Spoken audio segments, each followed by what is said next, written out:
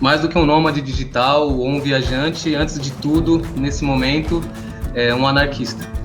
Então, o ser humano é que muitas pessoas não gostavam de pensar sobre, falar sobre a morte. Mas é uma possibilidade herdada que vai... Boa noite a todas e todos que estão chegando aqui também para acompanhar a gente essa noite. Meu nome é Edilane, eu sou psicóloga, sou técnica em serviço de acolhimento às mulheres de acolhimento, sou pós-graduanda em gestão social, faço atendimento clínico também e, eventualmente, palestras. É a primeira vez que eu estou aqui online, né? Então, eu estou ainda... Vocês vão ver que às vezes eu vou olhar para cima, para baixo, que eu ainda estou me adequando ao sistema aqui. Vocês geralmente costumam ver o Javier aqui, né? Através do EgoSum. Porém, o Javier fez esse convite, né? Para mim, para mais duas mulheres incríveis, para que a gente fale um pouco sobre o tema, né? Que é de mulher com mulher, e esse mundo pós-pandemia para as mulheres, né? E por isso que hoje eu estou aqui, não Javier, tá bom? E eu vou, junto com essas mulheres, a gente vai trazer algumas reflexões aqui para que a gente pense um pouco sobre isso, né? Como é que vai ficar as mulheres, né? Ou então que a gente pelo menos pense sobre isso, já é muito interessante. E vamos lá. A proposta, para além disso, é refletir também sobre alguns temas em que atravessam nós, mulheres, né? E aí a gente pensando também na violência contra a mulher, a violência de gênero. E aí eu vou trazer um pouquinho, eu vou falar um pouquinho rapidamente sobre atualmente, né? Como é que estamos na pandemia em si, né?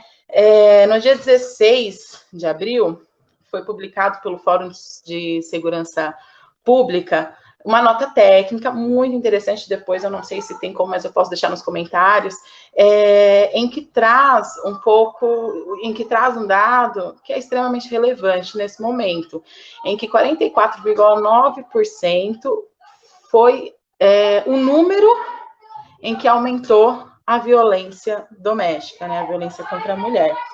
E isso dentro da pandemia, isso eu estou falando no dia 16 de abril, né, e não tinha nem um mês ainda de isolamento social, né, nós estávamos em menos de um mês de isolamento social e o número dado de aumento da violência foi esse. E na nota técnica, ela traz uma ressalva bem interessante. A ressalva em que traz sobre as mulheres não conseguirem fazer denúncias, né, não conseguir aí fugir de casa, ou coisas desse tipo. Por exemplo, uma das informações é o número também que diminuiu de denúncias da própria mulher, né? Então, vamos pensar aqui, né? Gente, eu já comecei falando, né? Já fui bem rápida, mas vamos pensar aqui. A gente está agora no momento de isolamento social, né? Então, muitas pessoas não estão conseguindo ir trabalhar. E aí você imagina que, muitas das vezes, alguns agressores, autores de agressão, eles estão em casa, né? Então, como que essa mulher vai fugir dessa situação, né? Como que ela vai fazer essa denúncia? Como que isso tudo vai funcionar? E aí, trazendo esse dado desse aumento, é muito importante, né? É muito importante a gente ter noção do quanto aumentou para que a gente possa refletir sobre como vai ficar, né? Ou que a gente possa pensar sobre isso, né? Sobre mulheres em si e todos os sistemas que atravessam.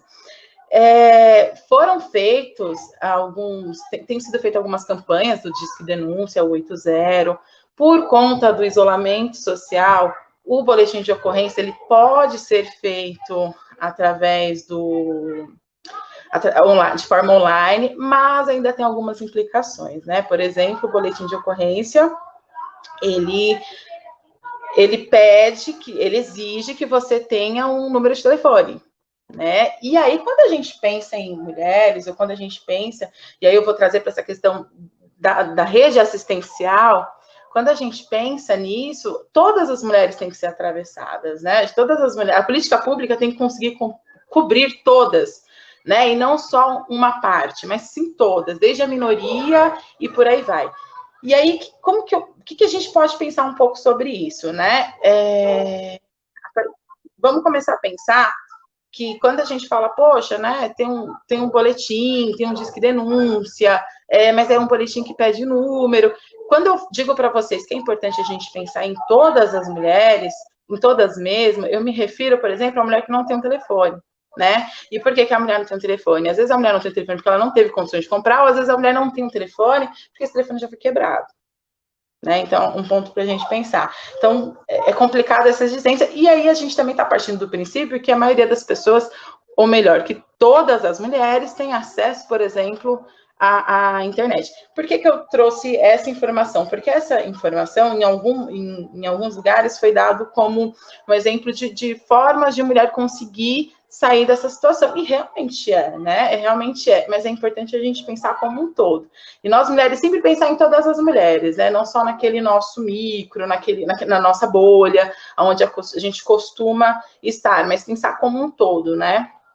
E aí, com essa questão, a gente percebe que ainda é muito pequeno o que tem que ser feito, há muito ainda para melhorar, né? Quando a gente pensa em mulheres de baixa vulnerabilidade, né? Que tem esse tipo de situação, mulheres periféricas, né? É super importante, sempre tem que ser feito os recortes, né? Então, a gente tem que fazer os recortes dentro, né, das mulheres. Então, pensar na mulher preta periférica, em todas as mulheres, a gente precisa pensar nisso, em como ajudar, né? Ou como entrar dentro dessa situação. E ainda, pensando em algo importante, pensando aqui, né, na violência contra a mulher, pensando em mulheres, e como a pandemia está atingindo agora, não tem como a gente não pensar, por exemplo, na mulher e mãe, né, que ela está dentro dessa questão do isolamento social, mas só que ela precisa trabalhar, e aí ela tem um filho, ela tem uma filha, e com quem que ela deixa esse filho e a filha? Né?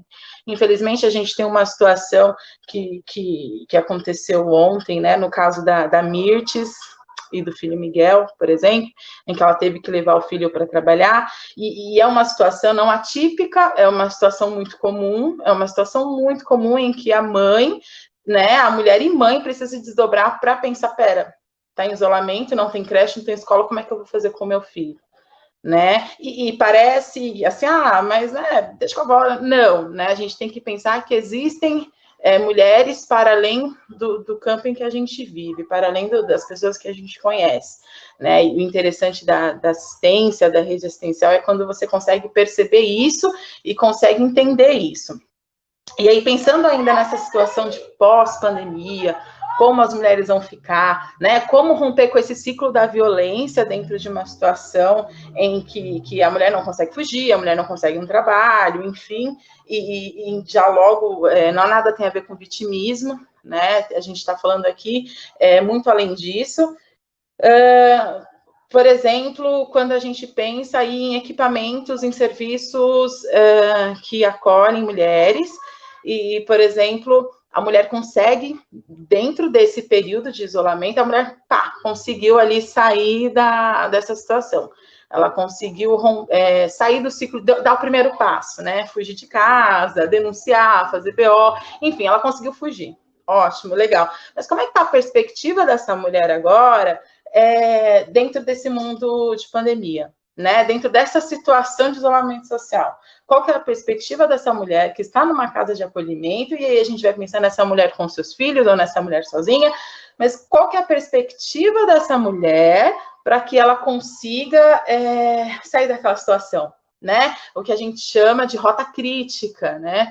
O que é a rota crítica? Rota crítica é o percurso que essa mulher faz para conseguir sair, romper com o ciclo de violência, né? E é muito interessante que você vai percebendo que essa fala de que só depende da mulher, depende dela, ou essas falas muitas das vezes reproduções machistas ou machistas mesmo, ela vem com essa falta de conhecimento de entender que para a mulher sair do ciclo de violência existe um processo, né? E esse processo é muito importante. Então, você imagina aqui que a mulher saiu de casa, né? Ela conseguiu fugir, deixar suas coisas, levou seu filho, sua filha, e aí ela está agora dentro de uma casa de acolhimento, ela está dentro de um abrigo, e ela precisa agora buscar recursos internos para que ela consiga sair dessa situação. Mas ela precisa de apoio, né? Nós precisamos de apoio, né? Isso é constante. Essa mulher ainda vai precisar de apoio para conseguir sair. Então, qual que é a visão dessa mulher agora dentro dessa situação? né? E aí, lembra que eu falei da questão da mulher que tem um filho? A gente está falando de um país em que nós, mulheres, ainda temos que responder pergunta do tipo, você tem filho? Ah, seu filho fica com quem se você ficar doente? Entende? Então, nós ainda temos que passar por esse tipo de pergunta, né? Então, qual é a perspectiva dessa mulher, né?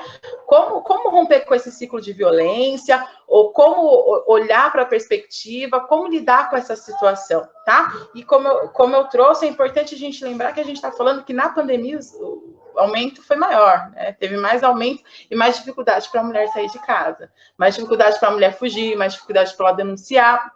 Lembrando sempre que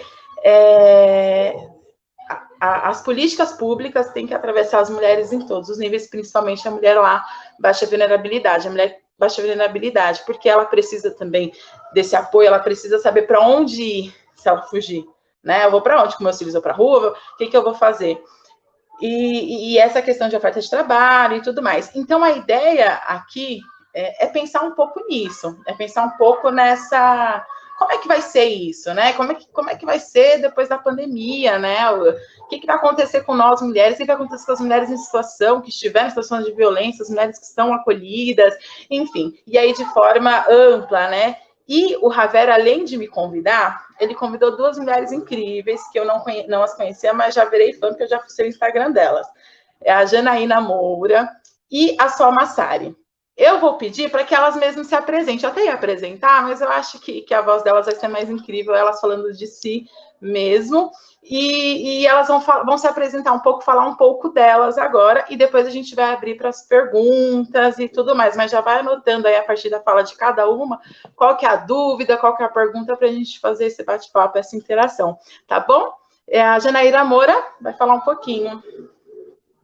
Boa noite a todas e todos que estão nos vendo hoje. Eu sou Janaína, sou assistente social, trabalho no serviço de saúde mental, no CAPS AD. Eu sou feminista, sou negra, né, faço parte dessa luta, dessa militância. Atuo em algumas frentes, né, de militância, faço parte da Frente Regional de Combate de Enfrentamento de Violência contra a Mulher, e de alguns outros grupos, e estou aí no dia a dia na luta contra a violência, né, enfrentando a violência contra a mulher, tentando tornar a nossa realidade um pouco menos difícil, né, nessa sociedade machista que a gente vive. É difícil enfrentar todos os dias isso, porque enquanto a sociedade tiver essa estrutura patriarcal machista, a gente dificilmente vai deixar de ser oprimida.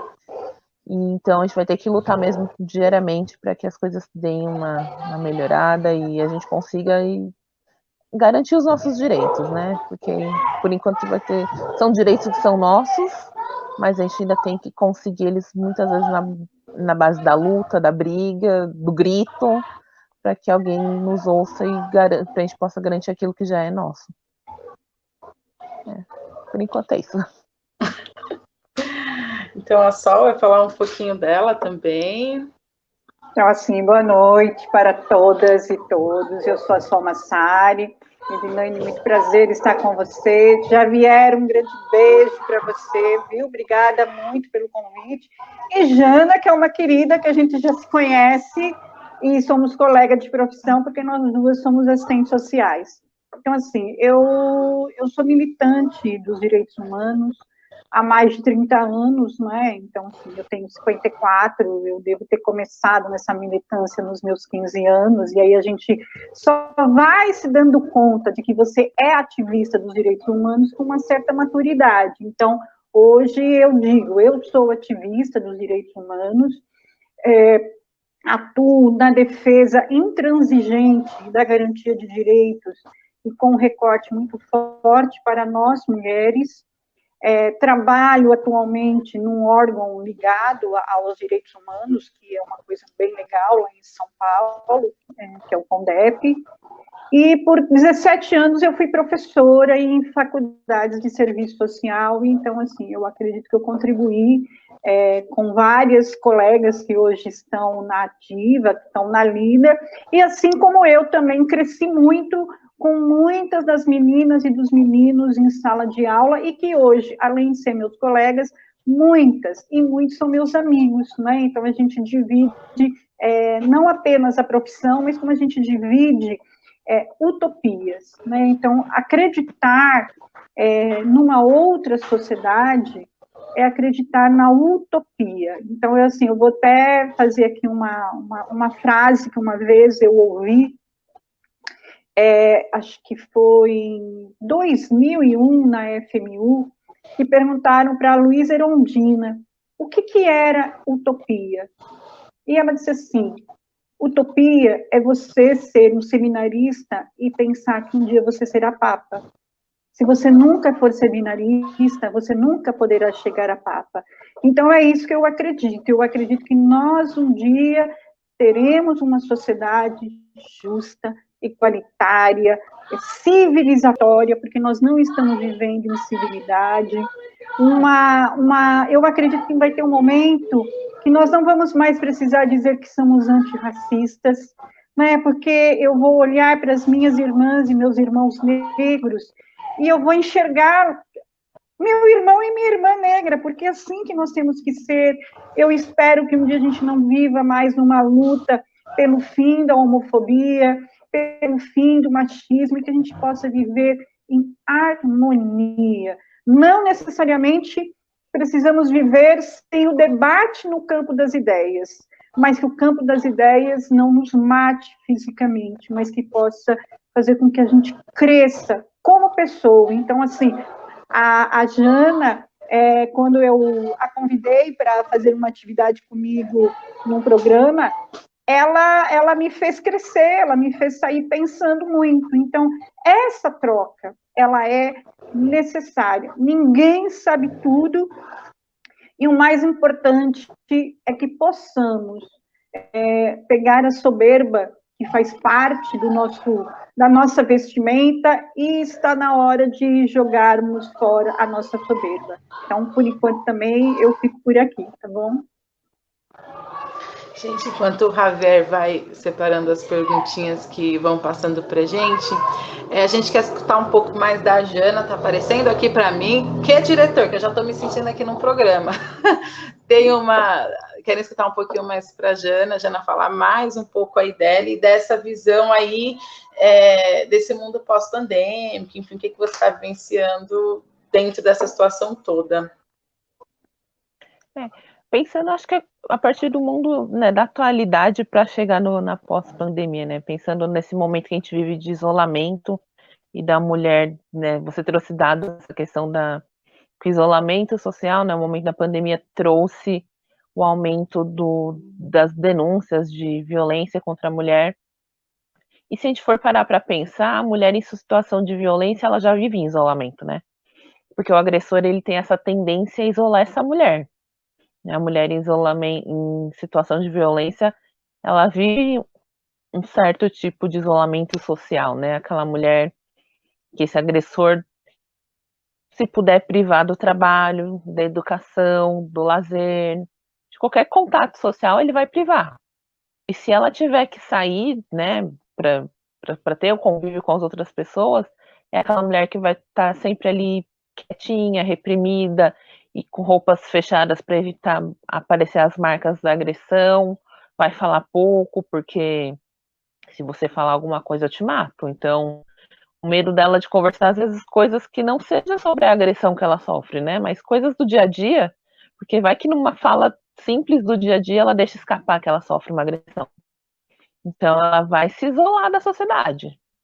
A tendência dela, dependendo do nível de medo que essa mulher enfrenta, de ameaças que ela está passando no dia a dia, ela já vive em isolamento.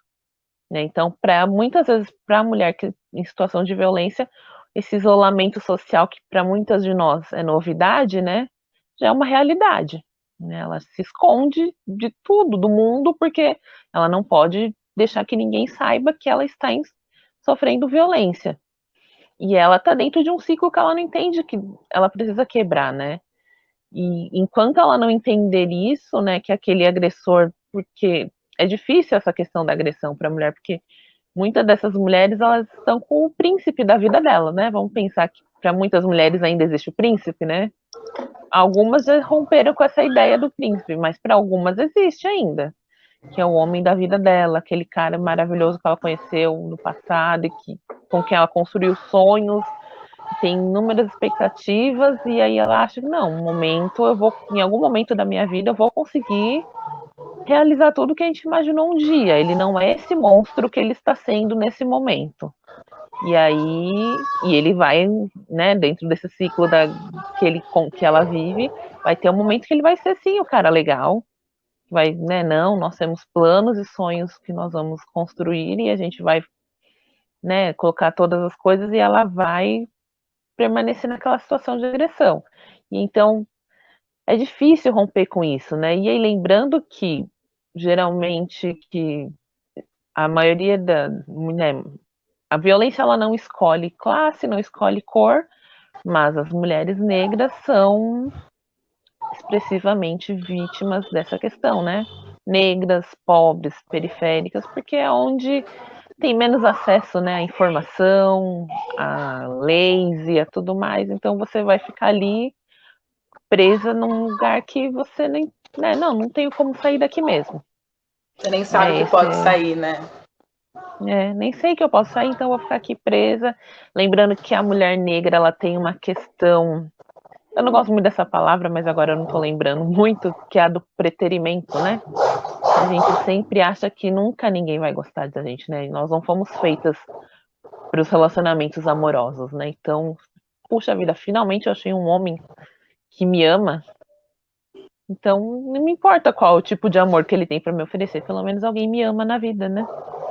Então, eu vou permanecer nessa relação, porque eu tô me sentindo amada de alguma maneira, não tô me sentindo sozinha e, né, eu tenho um companheiro que me deu os filhos, seja lá, né, o que eu almejava dentro de um relacionamento, e eu tô tendo aquilo. Por mais que ele me agrida, né, e me magoe de alguma maneira, mas eu tenho algo que eu sonhava na vida. Então eu vou permanecer dentro de um relacionamento abusivo. Eu vou aguentar a agressão. E eu vou achar que isso é normal, porque talvez minha mãe, minhas avós também já tenham passado por isso. E aí é normal, né? Vai normalizando. A gente tem que entender, né? Às vezes é como difícil, principalmente a gente que está nessa luta de romper com isso, entender que para algumas mulheres é normal, né? Se você for estudar, né, sentar com essa mulher e falar assim, mas conta como foi sua vida, como foram as suas relações familiares. Não, porque minha mãe teve um casamento dos meus pais, era assim, meu pai agredia minha mãe, então é normal, né? Minha mãe veio de uma família que meu avô agredia minha avó, então vai reproduzindo algumas coisas, né? Que a gente ouve muito julgamento em relação à mulher, né? Tem uma frase que me mata, é aquela, né? Ah, mas se tá com o agressor é porque gosta de apanhar. Mulher nenhuma gosta de apanhar, né? Ninguém, na verdade, gosta de sofrer agressão, violência, nada. Mas a gente vai construindo alguns vínculos, algumas dependências afetivas, dependência financeira. Muita mulher sofre essa questão da dependência financeira. E aí eu volto de novo na questão, né, que para mim é a mais que pega mais, que a mulher negra, que menos tem espaço no mercado de trabalho. Você citou lá a mãe do Miguel, se não me engano, o nome do menino, que precisou levar ele para o trabalho, porque se ela não tivesse falasse para patroa, não vou trabalhar porque eu não tenho quem deixar meu filho, perderia o trabalho. Então, como que eu não vou trabalhar? E aí, muitas vezes, essa mulher se coloca num lugar de dependência financeira do companheiro, que também é um agressor, por conta, né, tá, eu tenho que cuidar dos filhos, e se eu não puder, né, não tenho como levar meus filhos, né, são às vezes mulheres que não tiveram acesso à educação, então não tem como fazer, não tem um trabalho que me promova, vou ter um trabalho que tenha financeiramente um retorno satisfatório, e eu posso pagar uma escola para o meu filho, uma creche, uma babá, uma cuidadora, e aí eu vou trabalhar e alguém vai ficar com meu filho?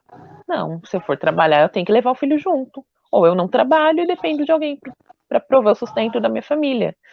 Então, são muitas questões que estão, né, atreladas à questão da violência, E aí não dá para culpabilizar a mulher, colocar tudo em cima da mulher, e muitas vezes essa mulher não entende os direitos que ela tem, não sabe onde acessar, e não tem uma coisa que eu venho pensado muito recentemente, que é uma questão de uma rede de apoio para que ela possa entender que não, existem pessoas dispostas a me ajudar, né? Quando eu me apresentei, esqueci de falar que eu sou promotora legal popular, e as promotoras legais populares é uma rede de mulheres que promove a educação popular em direitos, né? Então a gente trata várias questões para que as mulheres se entendam, se ajudem, e eu acho que é uma rede importante, né? Quando uma mulher se torna PLP, né, que é a sigla que a gente usa, ela entende que ela consegue ser a pessoa que vai ali ajudar a outra, ser um apoio para outra mulher, que vai transmitir aquelas informações, né? Para você ser uma PLP, você não precisa ser uma acadêmica de nenhuma área, né? É incrível. Você pode ser a Dona Maria, que é lavadeira do bairro, e vai ser o curso de PLP e você vai entender quais são seus direitos, qual o seu espaço como mulher no mundo, e que você tem muito a contribuir, né? Sua história de vida é muito importante, muitas vezes mais importante que alguns títulos que muitas mulheres carregam por aí, né? Que às vezes a experiência é muito importante, né? Não que os títulos não sejam, mas a experiência de vida sempre é muito importante. E aí a gente aprende a entender que essa rede, né, tem uma mulher próxima a outra, né, isso que a gente fala, de uma sobe e puxa a outra, né, é importante, né, a gente tá ali uma pela outra, uma para outra, e a gente pode se ajudar dentro disso, porque às vezes eu tô numa situação de violência que eu não consigo entender e pedir socorro, mas eu tenho uma amiga do lado que fala assim, ó, não tá legal essa situação assim, você precisa pedir ajuda, né, eu sou próxima de você o suficiente para te incentivar e te mobilizar a fazer isso, né, e aí é um momento que começa a mudar alguma coisa, porque se eu chego para uma mulher em violência e falo assim, não, você tem que ir na delegacia, no CREAS, não sei onde, né, essa mulher vai assustar e fala assim, não vou lugar nenhum, imagina, na polícia, não, né, ela precisa de uns caminhos, às vezes, institucionais, precisa, mas antes disso precisa de alguém que vai ouvir e entender qual é a situação dela de uma maneira mais próxima, né? Porque às vezes ela vai chegar no serviço e a linguagem de quem tá lá no serviço não é a linguagem que ela fala, né? E aí se ela tem alguém próxima que entende a realidade dela, já torna mais fácil o caminho para ela chegar nos serviços, né? E ter a proteção que ela precisa, né? Porque a gente não pode desmerecer também as necessidades, as questões protetivas para essa mulher que está em situação de violência. É interessante, e aí eu pedi para a Sol também complementando algumas coisas que a Jana falou, por exemplo, que tem muito disso, né, Sol, de não querer fazer recorte dentro do feminismo, por exemplo, feminismo negro, né, e a Jana trouxe isso para a gente, o que é super importante, é muito importante, porque somos todas mulheres, mas eu ouvi uma frase, eu nem me lembro quem disse, e eu achei muito interessante como pandemia, mas eu acho que dá para a gente aplicar aqui, que todo mundo, nossa, tá todo mundo na mesma, não sei se você, na mesma tempestade. E aí eu vi em algum lugar, infelizmente eu não lembro, todo mundo na mesma tempestade, mas em barcos diferentes, né? Alguns estão numa lancha, outros estão num barquinho, outros estão numa boia, estão nadando mesmo na situação.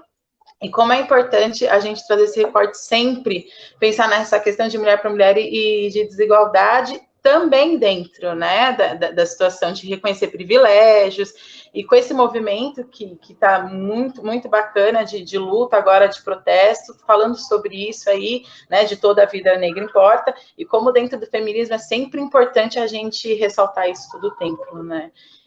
E uma outra questão também, a rede de apoio, né, e aí acho que a Sol também tem uma experiência para falar um pouco sobre isso, quando a gente pensa nessa mulher que tem que romper com o ciclo de violência, né, com nós como mulheres, e como é importante ter esse apoio, né, como é importante a gente saber que se a gente for para uma casa de acolhimento, a gente tem perspectiva para sair de lá e ir para algum lugar, porque é bem isso, né, a mulher está naquela situação de violência, a mulher está naquela situação, ela precisa sair daquela situação, e aí ela já não tem mais o apoio da família, porque por algum motivo já foi e voltou algumas vezes, e a família já não compreende, que é difícil, tem toda uma questão ali, e o agressor já tem um perfil, o autor das agressões já tem esse perfil de minar mesmo, né, o que a Jana já trouxe, de cortar. Como que você vê isso também, só nessa sua experiência aí, e aí pensando como a Jana pensou, de atualmente e pós-pandemia também, né? O que vocês acham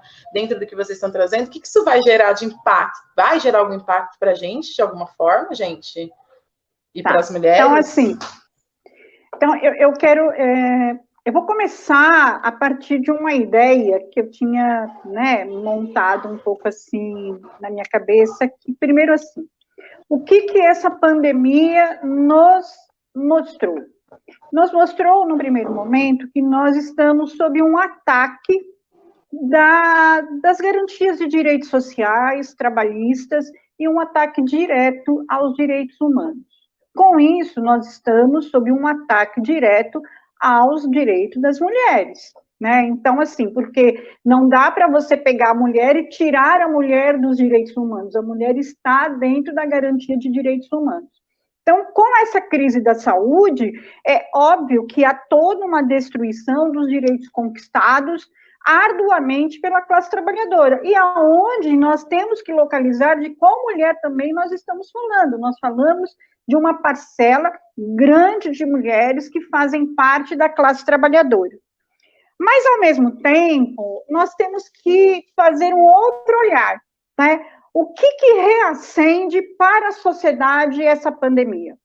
Né? Então, pensar no tema, o que vai acontecer depois da pandemia? Eu acredito que reacende o sentimento da esperança, mas a esperança dentro do contexto do Paulo Freire, né? Que Paulo Freire trazia a esperança dentro do verbo esperançar. Então, assim, é se levantar, é ir atrás, é construir, é não desistir, é levar adiante, é juntar-se, é fazer tudo de modo diferente. A partir disso, nós estamos vendo que há toda uma corrente forte de solidariedade, de luta. Então, quando eu falo de solidariedade, eu falo da solidariedade que é construída com liberdade e igualdade, não da solidariedade, da caridade do mais forte sobre os vulneráveis, daquela caridade que a gente sabe que são feitos por programas sociais e que é para estimular uma marca ou outra, mas a solidariedade que é olhar o universo e a mulher dentro desse universo e entender a diversidade que existe, inclusive, no universo da mulher, porque a mulher não é única, você tem uma diversidade, né? Então, quando eu falo disso, eu estou falando de algo que eu entendo assim, que é a irmandade. Então, vamos lá. Como é que eu entendo isso? Nós temos que nos fortalecer para nos empoderar, né? E como classe trabalhadora, esse empoderamento da mulher, ela tem que vir via, o que eu acredito, é a minha formação, né? Ninguém precisa concordar comigo, viu, gente? Eu não sou dona da verdade, não. Mas esse empoderamento, esse fortalecimento das mulheres que fazem parte da classe trabalhadora, ela vem pela luta de classe.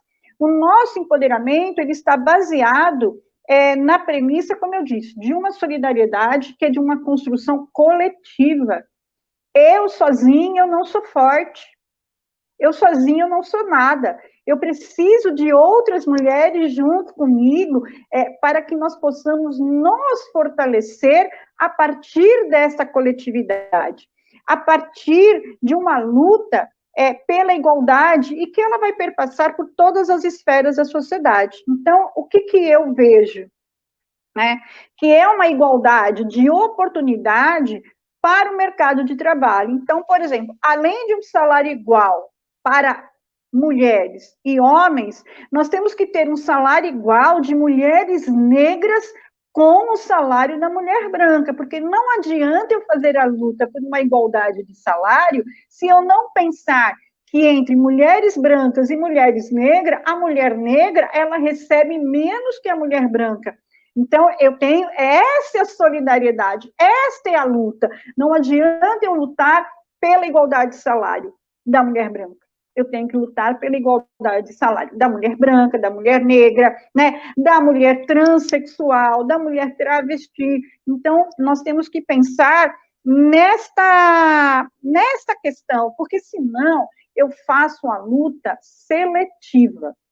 Eu não posso dizer, por exemplo, que eu luto pelas mulheres se na minha luta não estiver, como eu já disse, as negras, as indígenas, as ciganas, as mulheres com deficiência, as mulheres idosas, as mulheres quilombolas, né, as mulheres trans, porque essa é a luta. Eu não posso falar que eu luto pela a igualdade da mulher se eu não olhar para a mulher, por exemplo, que é da causa animal, né? Porque quando eu não olho para a mulher da causa animal e quando eu não olho para a situação dessas mulheres, é seletivo a minha luta. Então, assim, há milhares de mulheres no planeta, há milhares de nós nesse planeta, nesse universo, né, lutando pela libertação do patriarcado, do sexismo, do capitalismo, da exploração, da violação, da opressão. E essa resistência, ela precisa ser bem organizada, e essa resistência é que nos leva a essa solidariedade que eu trago aqui, porque é um debate que eu tenho feito, né? Eu tenho feito esse debate, essa semana mesmo eu fiz um debate com mulheres do Sindicato dos Químicos, da Confederação e Federações das Trabalhadoras, exatamente pensando isso. Como é que vai ser, como é que é para nós mulheres, depois dessa pandemia, depois que nós voltarmos para o mundo, que não pode ser igual, mas a gente sabe que muitas vezes vai ser igual, porque a mulher negra, a mulher travesti, a mulher transexual, a mulher branca trabalhadora, quando a gente voltar a trabalhar, nós vamos encontrar muitas coisas, ou iguais, ou pior. Né? Nós vamos encontrar um mundo de trabalho muito mais fechado para nós, porque o mercado ele vai estar fechando, nós vamos encontrar muitas mulheres radicalmente estressadas, porque a pandemia trouxe a mulher de volta para dentro de casa, porém sem tirá-la do mercado de trabalho, então ela tem que fazer o trabalho dela remoto. Muitos chefes não percebem que elas estão em casa, inclusive fazendo o EAD dos seus filhos, porque os filhos não conseguem acompanhar as aulas. Os seus maridos, ou a mãe solo está sozinha, ou quando seus maridos foram para trabalho, porque eles não fizeram um trabalho remoto, e a chefia chama a reunião 12h30, achando que ela está lá na empresa. Então, ao mesmo tempo que ela tem que estar numa reunião a 12h30, a sua filhinha, o seu filhinho de 5 anos está lá, puxando a saia, dizendo, eu quero almoçar, eu quero comer. Ele não entende que a mãe está trabalhando. Então, nós temos hoje um número de mulheres estressadas, deprimidas dentro de casa, trabalhando, com uma jornada extremamente excessiva. Nós temos que pensar que nós temos mulheres fazendo tudo isso, muitas vezes morando em um cômodo com várias pessoas dentro desse cômodo. Então, a violência contra nós, ela triplicou, porque é a violência física, é a violência psicológica, é a violência financeira, e agora essa carga que veio para cima de nós, que é o trabalho remoto dentro de casa, né?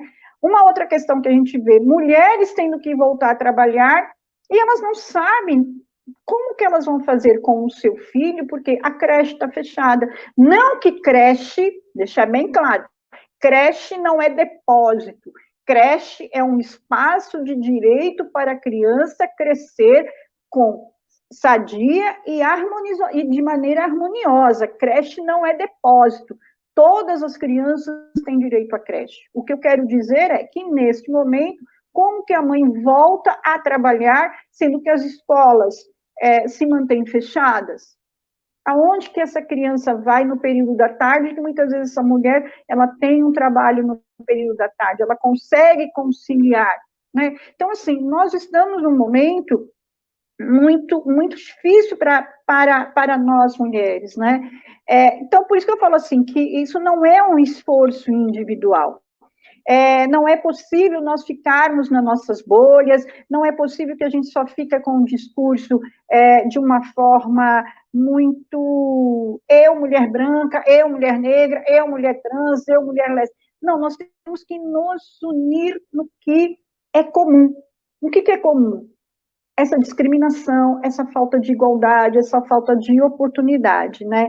Então, assim, como eu disse, assim, essa luta, ela é de todas nós.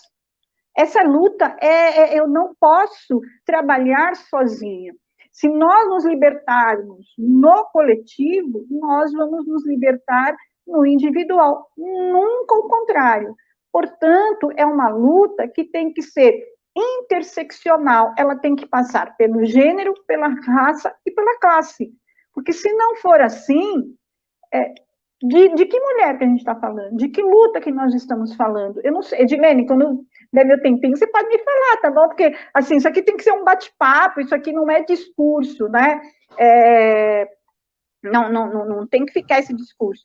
Então, assim, o que eu vejo é que, claro que essa transformação, ela não se dá do dia para a noite, como eu brinco, né, gente? Isso não é da segunda para terça, né? Isso é um processo, isso é uma construção que nós vamos ter que fazer.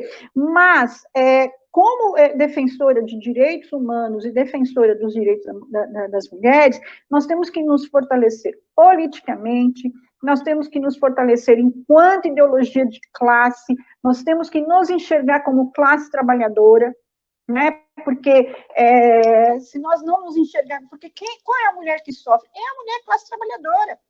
Né? É essa mulher que está na periferia, que está nas quebradas, que está nos trens, que está no metrô, que está levantando 4 horas da manhã, fazendo todo o seu trabalho, volta para casa, volta tarde, tem que fazer janta, né? Então, é dessa mulher. Então, se nós temos, na minha visão, eu posso estar errada, gente, pode ser nada disso, tá? A gente está aberta para discutir, mas se nós temos que aprofundar o nosso conhecimento, né?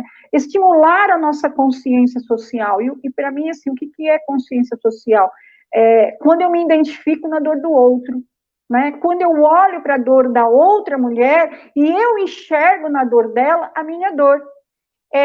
O caso do menino Miguel, assim que eu vi a notícia, eu não dei conta, eu caí em prantos, porque, assim, eu não consegui imaginar primeiro o desespero do menino, eu não consegui imaginar o que aquele menino queria, aquela mãe, e depois eu não consegui imaginar aquela mãe vendo o seu filho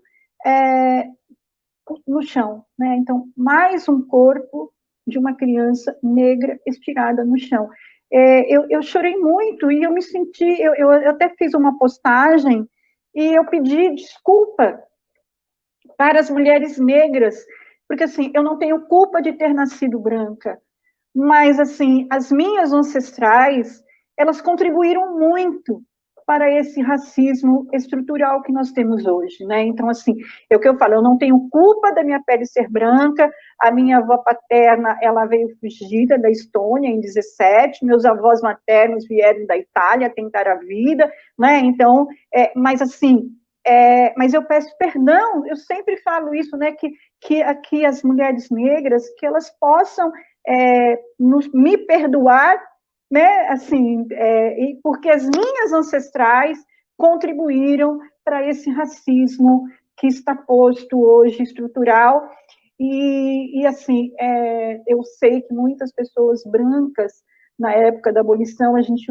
usaram camélias representando que era um abolicionista, então não adianta apenas hoje a gente carregar uma camélia, nós temos que ir para a rua, e o cacetete que bate na pele da mulher negra tem que bater na pele da mulher branca.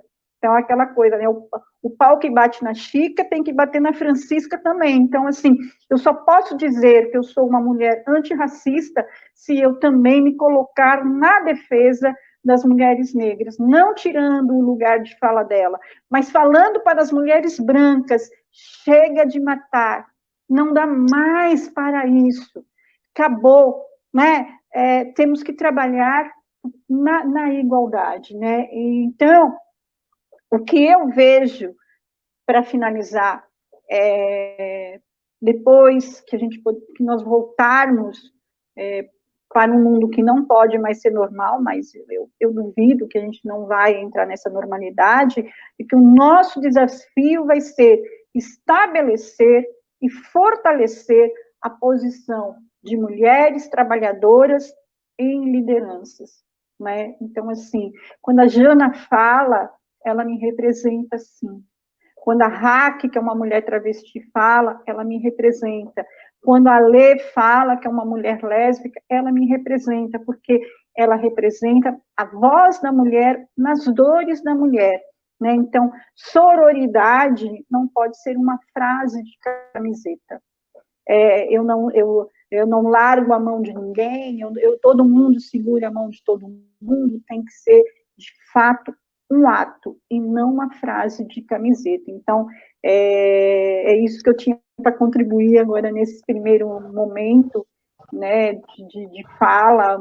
Acho que são reflexões que eu venho fazendo, né? Então, assim, não sei se é isso um pouco que vocês esperavam, mas são reflexões minhas e que eu venho fazendo essas reflexões. Que mulher que eu sou e como eu quero trabalhar na coletividade para contribuir na coletividade e essa coletividade me auxiliar no meu individual. Então, é isso.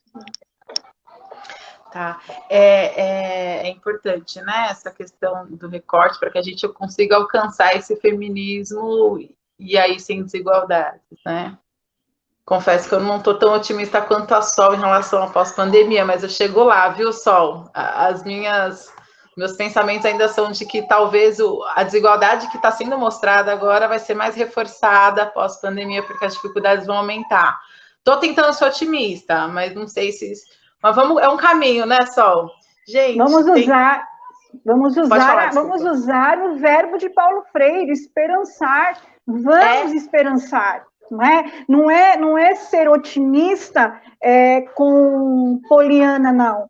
É ter o esperançar de Paulo Freire, entendeu? Porque senão, o que nos move? Até porque senão, por que estaríamos aqui hoje à noite se não houver esse esperançar? É aquilo de envolver a gente de alguma forma para fazer alguma coisa, né? Talvez a revolução esteja um pouco aí. Gente, tem 3 perguntas aqui que são similares. Então, eu vou fazer as 3 perguntas e a gente comenta sobre elas, pode ser? Claro. Uma pergunta... Ai, tanta gente aqui nessa live, eu não tô conseguindo entender as perguntas aqui. Cadê? Aqui. Pergunta do Orcival. Qual a primeira coisa que uma mulher em situação de violência e queira sair, qual é a primeira qual a primeira coisa de uma mulher em situação de violência que quer sair da violência, qual atitude ela deve tomar? Né? Acho que é isso que está ali. E uma outra pergunta aqui do Vitor Honorato. Não seria correto essas casas de acolhimento para as mulheres ser mais divulgadas? Porque muitas não têm ciência de tal. E uma outra também que eu achei similar, que é da Yasmin Rodrigues. E a Yasmin Rodrigues colocou assim, ó, pensando nas mulheres em situação de vulnerabilidade, que não possuem tempo nem mesmo para fazer esses questionamentos, como elas poderiam ter acesso a essa rede de apoio, tanto constitucional quanto a rede de mulheres? Pois eu sinto um grande desamparo social com essas mulheres. Né? E ela trouxe um pouquinho dessa questão de rede, de apoio... Quer comentar, Jana, alguma coisa sobre? Sim, acho que existe uma falha, acho que, né, dos serviços, né, quando as pessoas perguntam que existem serviços de acolhimento que podem acolher essas mulheres em situação de violência, e as mulheres geralmente não sabem, né? Geralmente quando falam, a mulher está sofrendo violência, tem que ir direto na polícia. E polícia geralmente assusta, né? As pessoas não querem, de primeira, assim, procurar a polícia. E aí fica nisso. Existem serviços de acolhimento para a mulher, né? As casas, centros de acolhimento para a mulher, serviços de assistência social que acolhem mulheres em situação de violência, que eles vão orientar, dar todas as informações necessárias legalmente, né? Não vai forçar nada. Quando as mulheres vão nesses serviços, elas vão receber toda a orientação necessária referente à violência que ela está sofrendo. Em momento algum, ela vai ser obrigada a registrar boletim de ocorrência, abrir processo, nada. Ela vai receber toda a orientação necessária para a violência que ela sofre. Se ela se sentir à vontade, ela pode dar seguimento ao processo legal para isso, né? E aí procura a polícia e tudo mais, medida protetiva e o que for necessário. Só que há uma falha, assim, nem toda mulher sabe onde mora, onde tem um CRAS, ou um CREAS, ou umas casas, né, os centros de acolhimento para mulheres.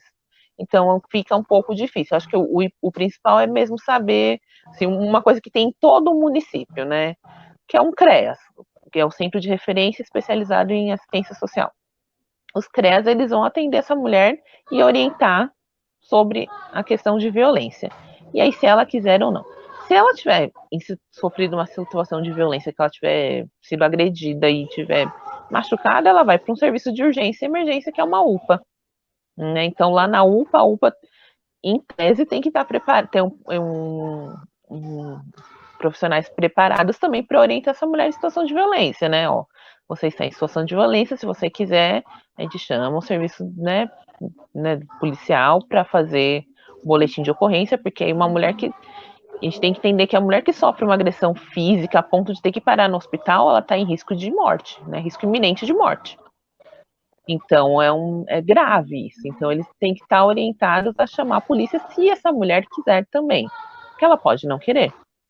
Então, tem esses caminhos que ela pode pedir e tentar conversar com pessoas, né, que estejam, né, assim, ter conhecimento, assim, todo mundo acho que tem uma amiga que a gente considera, assim, fulana é aquela minha amiga que é mais inteligente, né, não que as outras sejam burras, mas que é mais antenada, que tá mais por dentro das informações, que gosta de ler, gosta de ver o jornal e tá mais informada de alguma coisa. Será que se eu perguntar para fulano o que eu posso fazer, ela não vai ter uma informação? Né, ter proximidade com esse tipo de pessoa que vai te informar de algumas coisas, né? E aí procurar ter, né? Quando a gente fala de rede, às vezes, né? É a rede de apoio, quando a gente fala de mulheres, é isso, ter aquela amiga que você sabe que, ó, ela é espertinha, assim, se eu falar que eu tô passando por uma situação, ela pode até não saber exatamente, mas ela vai tentar me ajudar de alguma maneira, vai procurar informação. E aí eu não vou ficar perdida no que eu tô passando. Teve uma pessoa que perguntou sobre a casa-abrigo. A casa-abrigo, ela é sigilosa, porque é para essa mulher que está em risco iminente de morte. Então, ela vai, né, procurar esse serviço de atendimento, vai falar assim, ó, se eu não sair da minha casa, eu morro. E aí, se ela tiver filhos, os filhos vão juntos, e aí ela tem que ser sigilosa, porque como que esse agressor vai descobrir qual é o endereço que ela está escondida? Né? Porque é isso, ela vai estar escondida por um período. Então, não pode ser divulgado mesmo. Né? Se divulga, todo mundo vai saber onde fica. Então, quem sabe é quem encaminha, né? Os serviços que encaminham têm esse contato e vão fazer esse encaminhamento. Então, não pode, né? Um lugar que a mulher vai chegar e bater na porta e falar assim, ó, meu marido tá tentando me matar, eu vim passar uns dias aqui. Não, não dá. Tem todo um fluxo de atendimento para que essa mulher vá para lá, né? Tem que ter o cuidado devido para que os riscos não aumentem, né? Para não colocar em risco não só essa mulher, mas as outras pessoas que já estão lá abrigadas, né? Que é um problema também na nossa região, porque os senhores prefeitos das regiões, alguns né, não querem contribuir muito com a continuidade das casas, aí houveram cortes de verbas, então a Frente Regional tem brigado bastante para a manutenção dessas casas, né, sem corte de verbas, porque é difícil, né? É manter uma casa comum para pessoas em situação de violência. Sim. Sol também quer. Era muitas perguntas e tem mais alguma coisa para acrescentar também, para enriquecer junto com a Jana? Olha, o que eu vejo é o que eu concordo com a Jana quando ela disse a questão da rede, e nós precisamos estar antenadas. Então, assim, eu eu tenho certeza que nós que estamos mais na luta, mais nessa coisa da garantia de direitos, mais na questão dos direitos humanos, da luta da mulher, prestar atenção quando você tem mulheres falando em grupos, por exemplo, de WhatsApp, as mulheres, elas mandam um recado, né? Elas vão dizendo algumas coisas para nós. Então, nesse período de pandemia, eu tenho observado isso, e muitas eu tenho chamado no privado e pergunto, oi, tudo bem? O que está acontecendo? Você está com algum problema? E elas acabam falando, elas acabam se abrindo, né? Elas acabam trazendo o que está acontecendo com elas. E muitas vezes, realmente, assim, elas não querem ir para a polícia, muitas vezes elas nem percebem que elas estão em violência, porque a violência às vezes não é o tapa, né? Mas elas estão num processo de uma violência emocional, uma violência psicológica, e aí elas se põem a chorar, né, ficam depressivas, elas não conseguem entender o que está acontecendo com elas. Então, nós temos que ter essa sensibilidade, né, de perceber, se a gente começar a perceber isso nas nossas redes de WhatsApp, nas nossas redes de Facebook, a mulher que ela está se sentindo agredida, que ela está se sentindo violentada, ela vai postar alguma coisa para chamar atenção. Cabe a nós perceber, opa, peraí, mas por que ela fez essa postagem? Né? Será que ela está com algum problema? Né? E geralmente ela está. E muitas vezes, como eu disse, ela nem percebeu que ela está. Muitas vezes ela começa, ai, olha, eu estou cansada, eu estou esgotada, eu não estou dando conta disso.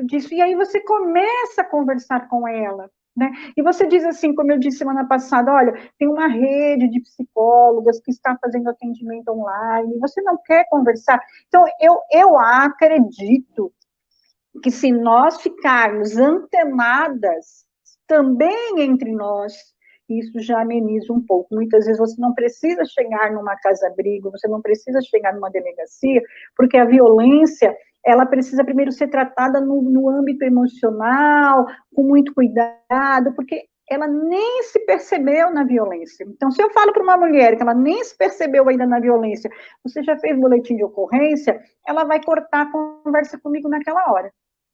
Ela fala, não, só que eu não estou falando isso, eu não vou fazer boletim de ocorrência contra meu companheiro, contra meu marido, ou contra minha companheira, porque as relações homoafetivas também geram violências, né? Não são só as violências do homem contra a mulher, há casais de lésbicas que tem aquela que também vem e também gera violência, nós não podemos também não perceber isso, porque são relações.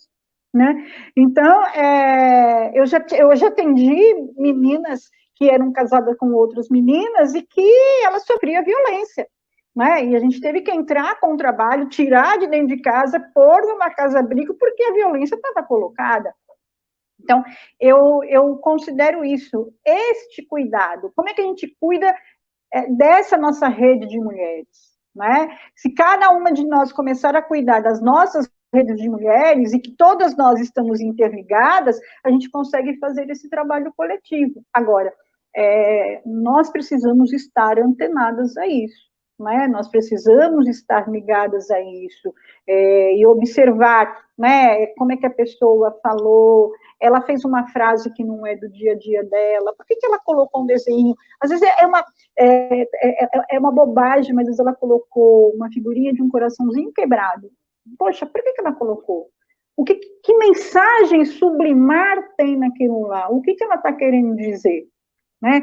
Às vezes ela está querendo dizer algo dela ou não, mas eu acho que a nossa sensibilidade entra aí. Chama ela no privado, pergunta, aconteceu alguma coisa? Né? E geralmente aconteceu, gente.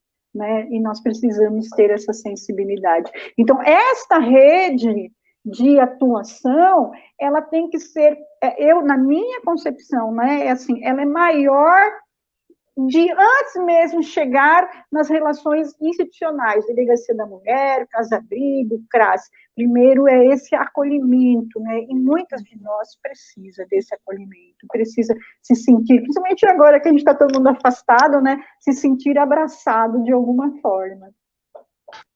E é interessante essa questão de rede, né? Que tem a rede de apoio, que são aquelas pessoas amigas, amigos que você tem a rede de serviços, que também faz parte dessa rede de apoio. Muitas das vezes, quando essa mulher chega na rede de serviço, ela já perdeu essa rede de apoio. Sim. Né? E aí a gente entra naquela questão de culpabilização, né? De, como é que eu vou falar para minha amiga que o cara não deixa eu fazer tal coisa, né? Como eu vou contar isso para alguém? Então, é tanta vergonha de expor que aquilo está acontecendo, né? Porque ninguém entra numa situação de violência doméstica sabendo que está entrando, né? Você entra achando que seria diferente, quando você se percebe, se você se perceber, você está envolta dentro de um relacionamento abusivo, agressivo, e aí nisso entra aquela questão, né, que está se repetindo até que um pouco dessa questão de isolamento da mulher novamente, porque aí ela entra nesse ciclo de, né, eu como é que eu vou falar? Eu tô com vergonha, e aí ela se afasta da mãe, né? Porque a mãe já não concorda mais com aquele relacionamento, o pai já não concorda. Quando ela tem um bom relacionamento com a mãe, com o pai. Então, são várias questões, mas é interessante isso que vocês colocaram, né? De talvez a gente se colocar como essa pessoa de apoio, né? E a mulher que busca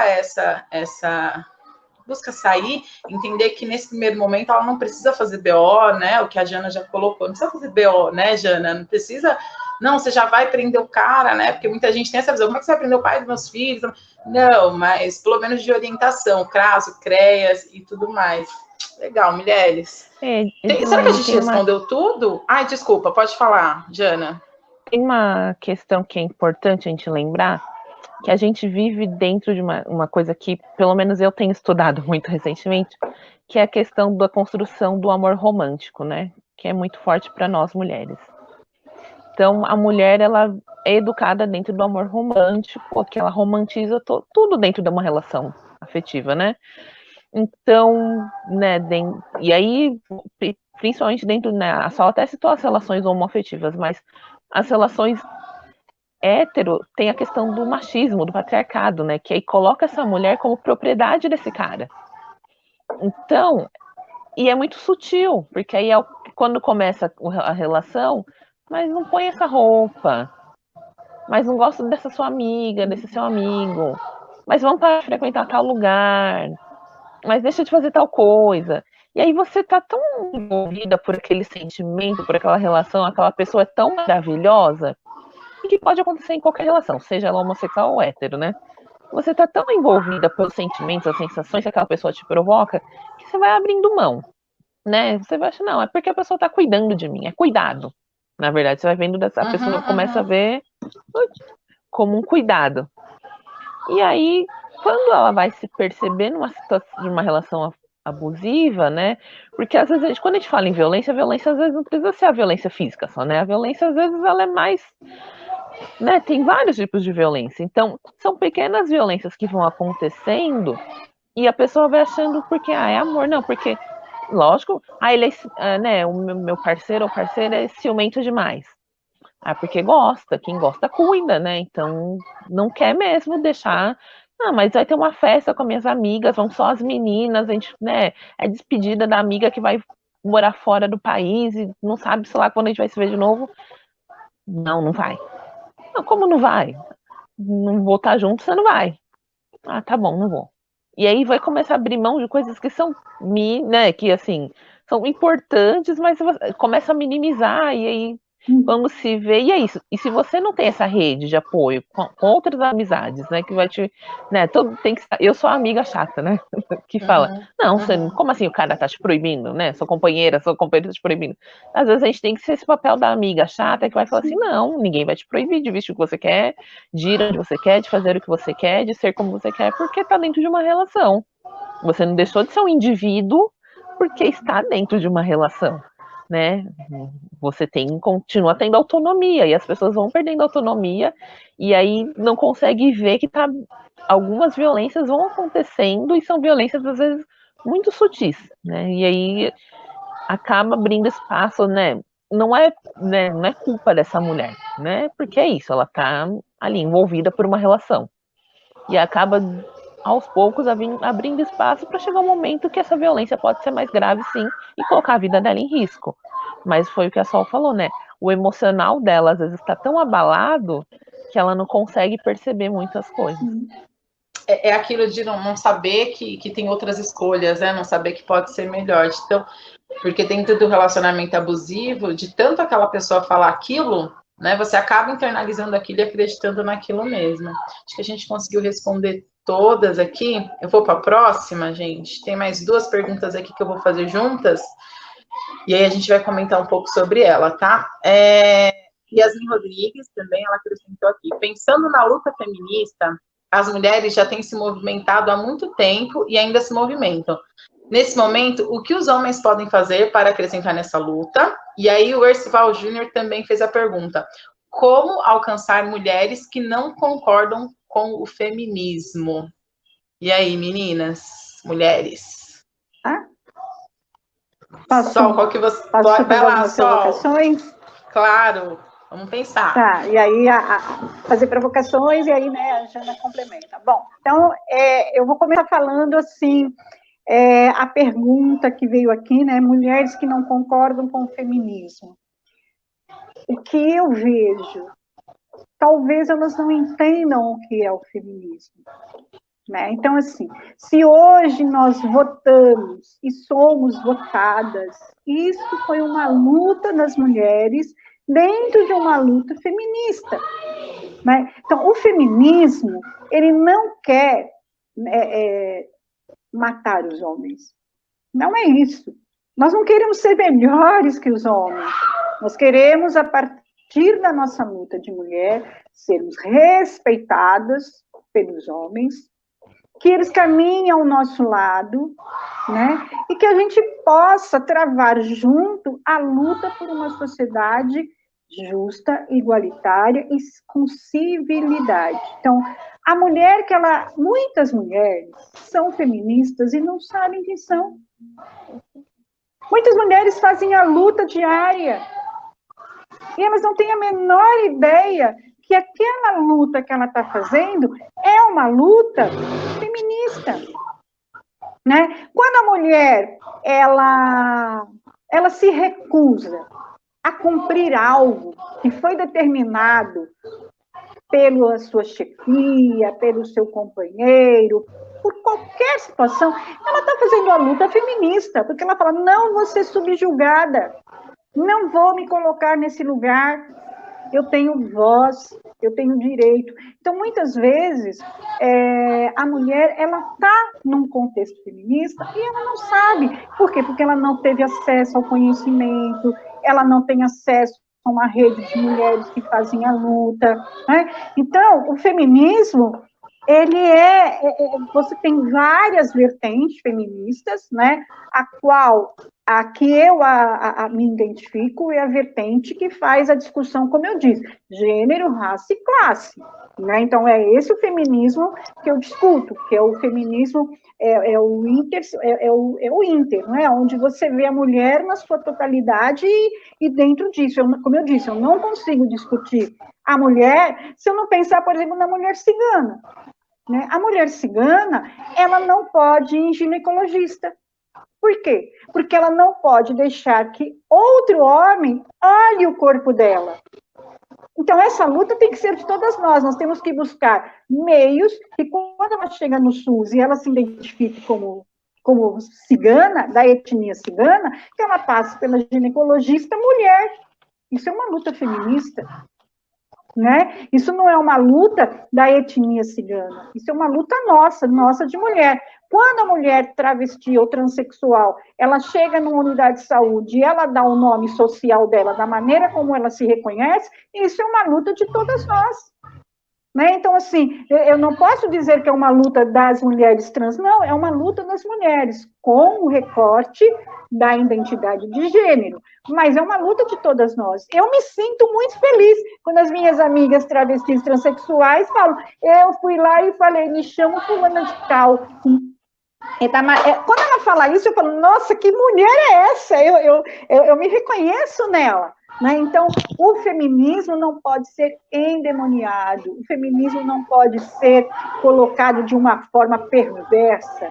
Ah, essas feministas. Não, gente, é luta. Né? Eu posso olhar para a luta das sufragistas e falar assim, que eu concordo e não concordo, mas está lá posto a luta dela. Né? A Maria da Penha, que leva o nome da lei, ela teve uma luta dela enquanto mulher, e hoje, se nós temos, através do que ela sofreu, ela trouxe algo para o coletivo de mulheres. Né? Então, eu acredito nisso. E eu acredito que o homem... Ontem eu fiz uma live com o Dantino, que nós discutimos sobre masculinidade tóxica, que é uma das formas da masculinidade. Né? Então, que o homem, ele precisa verificar nele o seu sofrimento de existência como homem. Por que eu não posso chorar? Por que eu não posso ter sentimento? Por que que eu tenho que olhar para uma mulher e falar para meus amigos, nossa, que mulher gostosa? Por que eu sou obrigada a fazer isso, que muitas vezes eu não acho que ela é gostosa, mas estão me cobrando? Por que eu tenho que jogar futebol se eu não curto futebol? Ah, porque ele vai ser bichinha, ele é florzinha. Não. Então, o homem, ele também tem toda uma construção em cima dele, que enquanto ele não se enxergar nesta construção que a sociedade colocou, ele vai continuar matando, ele vai continuar espancando, ele vai continuar sendo preso. Então, ele também precisa se desconstruir para se reconstruir num outro homem. No homem que pode chorar, no homem que pode ter sentimentos, no homem que pode falar para um outro homem que ele é bonito, no homem que pode encontrar um amigo, abraçar e beijar no rosto e não ter problema disso, né? Eu até dei um exemplo, eu já vou encerrar aqui, né? Porque eu não posso ficar com uma palavra sozinha. E quando a minha filha, ela tinha uns 5, 6 anos, ela chegou da escolinha e falou assim para mim, ai, mamãe, hoje no dia de brinquedo na escola, um amiguinho meu levou uma boneca e ninguém quis brincar com ele, porque ele levou a boneca. E eu falei, mas minha filha, e você fez o quê? Mamãe, eu brinquei com ele, ele não vai ser pai? E é isso, né? Como é que eu quero que o meu companheiro acorde de madrugada para ver a minha filha chorando, porque eu já estou cansada e arreada, se ele não foi estimulado a brincar de boneca, a desenvolver esse lado do homem paternal, porque isso tem que ser só da mulher maternal. Quem diz que é só a mulher que nasce com o dom de ser mãe? O homem, ele também tem, mas temos que estimular. Então, essa luta, ela é nossa. Então, assim, eu acho bárbaro quando eu vejo homens discutindo a masculinidade tóxica dele. E como isso nos mata. Mata famílias, mata sonhos, e o leva para a prisão. Né? E o homem que mata uma mulher, quando ele chega na prisão, a vida dele dentro da prisão não é fácil, não. É uma vida difícil. Né? Então, a consequência é para todos. Então, só para finalizar, feminismo é uma luta de tudo. É uma luta para a mulher existir na sua essência como ser social dentro do seu recorte mulher. Qual mulher? Todas. E o homem existir na sociedade como um ser social, né? E nós dois fazemos uma sociedade diferente. Eu não consigo olhar a sociedade, assim, eu não vou viver num mundo de lésbico, entendeu? Assim, não estou lá na ilha, né? Eu estou numa sociedade entre homens e mulheres. Então, é dessa forma que eu compreendo e acho que nós, mulheres da luta, temos que cada vez mais conversar com outras mulheres e mostrar que o feminismo é luta pela vida e pela garantia de direitos. Eu estava aqui pensando, né? É uma coisa que eu sempre... Acho que o que mais assusta as pessoas em relação ao feminismo, né? Independente, mulheres e homens, né? Acho que é o medo que o feminismo seja o machismo ao contrário, né? Machismo oprime, machismo mata. Então as pessoas acham que tem medo que vai que essa mulherada toma o poder aí e começa a agir igual os homens vêm agindo há tantos séculos. E aí, né, acho que a fala da Sol já foi bem ilustrativa a respeito disso, que é isso, né? Não é que a gente não, a mulher que se entende como feminista não é a mulher que quer dominar em tudo, né? Não, agora é a nossa vez de dominar o universo e vamos acabar com todos os homens e matar todos os homens. Não, a gente quer ter o nosso espaço, né? De maneira igualitária, né? Eu nem direi nem igualitária, né? Equitativa, né? Que as coisas, assim, o espaço existe, nós ocupamos esse espaço e merecemos a mesma coisa que vocês, homens, merecem há tantos anos, né, vindo acontecendo.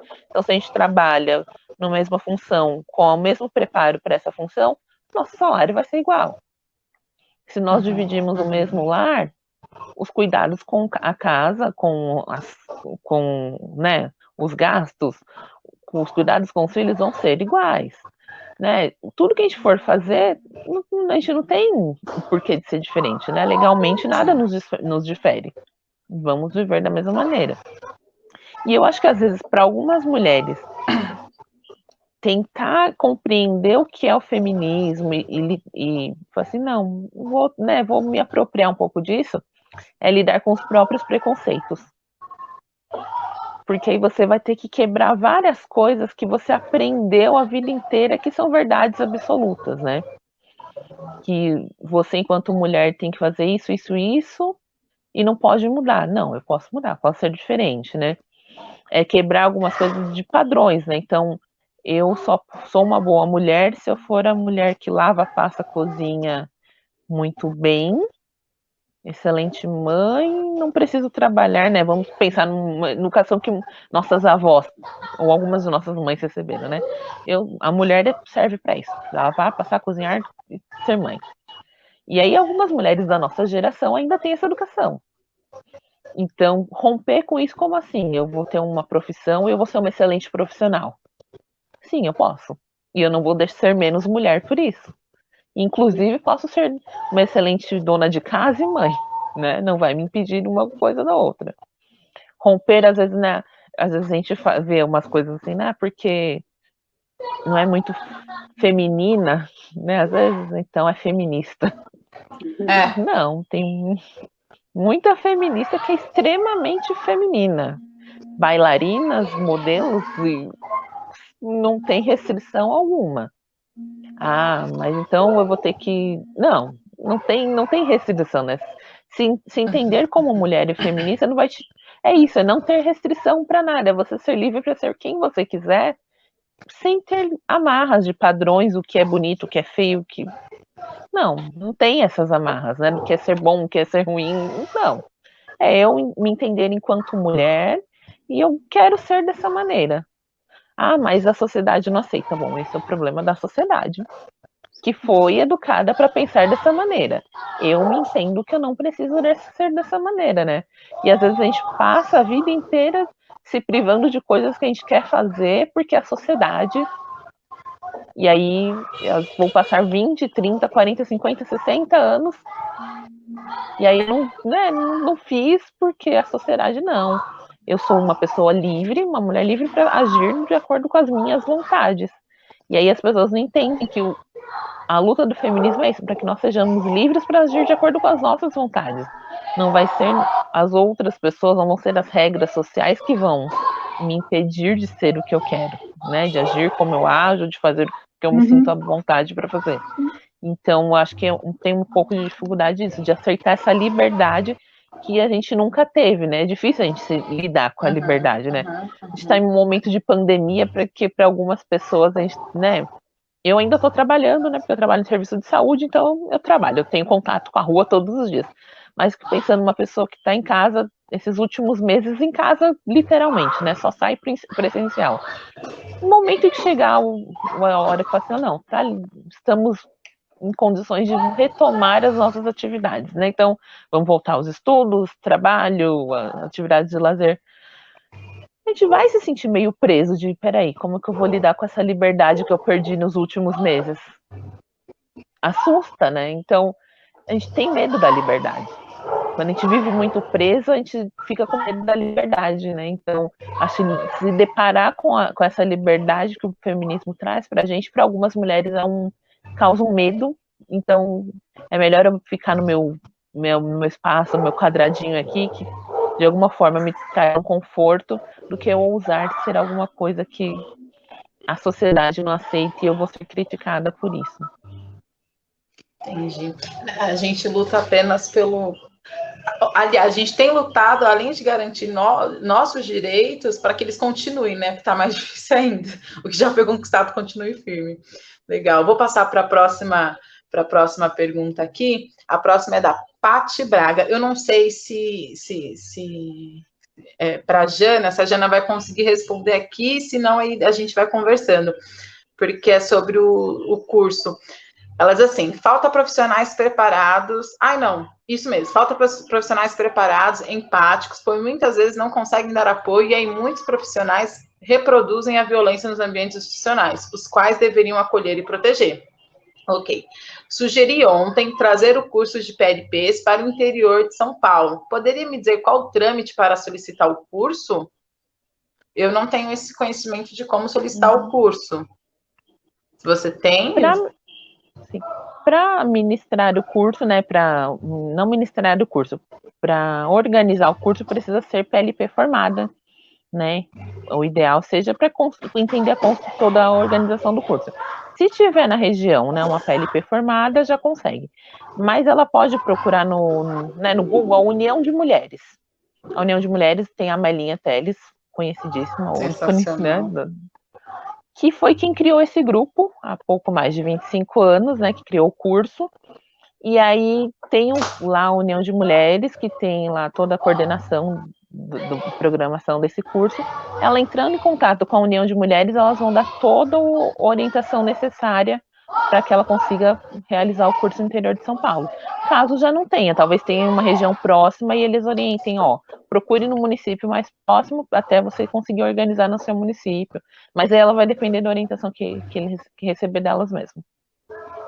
Ô, Jana, começou esse ano, né? E aí parou, todo ano começa, mas parou inclusive por causa da pandemia. Eu acho que nem teve o primeiro dia de curso, se eu não me engano, né? Talvez quem esteja interessado aí em conhecer um pouco mais, talvez não dê tempo. Quando tudo isso aqui passar, né? Aqui em Ribeirão eu faço parte da coordenação do curso de PLP. Nós fizemos a primeira aula.